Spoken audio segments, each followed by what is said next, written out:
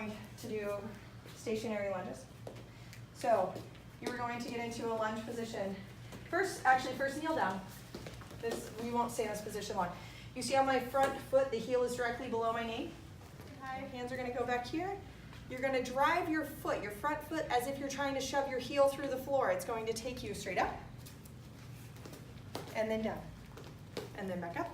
So don't slam your kneecap into the floor, please. That will hurt. But tap and then go. I want 20 on each side. And push through the burn.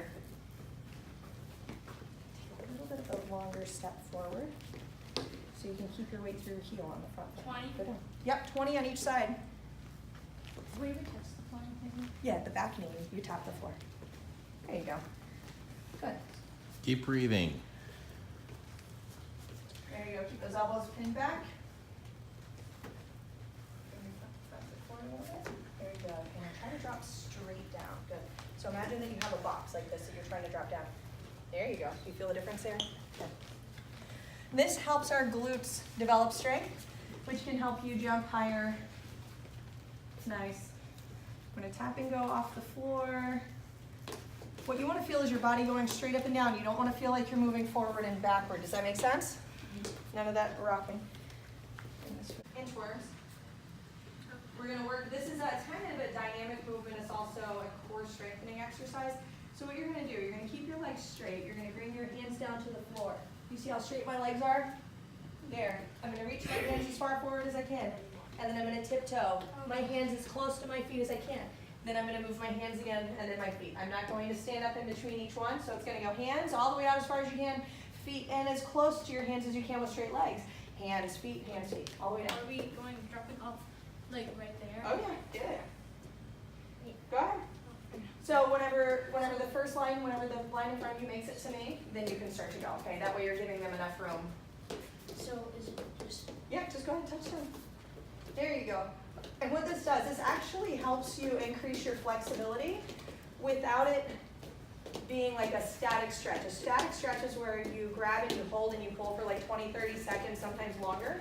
Dynamic stretching is stretching through movement, right? We're still in a very controlled manner. Just like you can go ahead.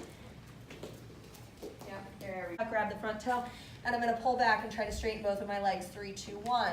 I'm going to bring myself all the way up. I'm going to step with the other foot. And you see this is a dynamic stretch because I am stretching through what? So we're doing a lunge. When you try to touch like your kind of forearm to the ground, then you bring it up. Are you ready? Is it with your Okay. Down, then you can grab. All right, go ahead and go back. So remember what we're doing. Elbow goes down on the inside of the knee, 3, 2, 1. And then you're going to spin. You are going to pivot up toward the ceiling. Try to sit in the stretch though. Does that make sense? It would be here. It would be kind of like a 10-degree rotation out. And I'm going to step outside of my hips, right? So if you drop your hands, you know that you're outside of your hips because you could do that. Okay, cool. All right, so what we're going to do, we're going to go down into a sumo squat hold. Oh, very good. Chest up. No, I don't like you touching your legs. The other thing that we don't want to do, you guys ready? No, stay down. Just because I stand up to show you something doesn't mean we get to come up. We don't tuck our butts to stay underneath us. You see how my hips, this is going to put a lot of pressure in like bad places on my knees. My hips have to catch me and hold me, right? So I'm going to stay down. What you're going to do from here, you're going to touch down with one hand.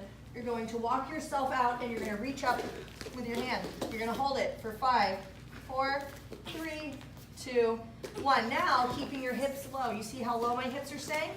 I'm going to walk myself back up into that sumo squat. And we're going to stay down. We're not going to stand up. And then we're going to touch down again. And then this time we're going to reach up with the opposite hand. We're going to hold it for 5, 4, 3, 2, 1. Back up. Okay, so what we're going to do is I'm going to correct you, right? Be able to identify what your goals are. And then make sure that you check in with yourself on a daily, weekly basis and saying, what am I doing? Am I doing my best to accomplish my goals? Because if you're not, then you can always do better, right? So we want to make sure that we are working hard to accomplish our goals, okay?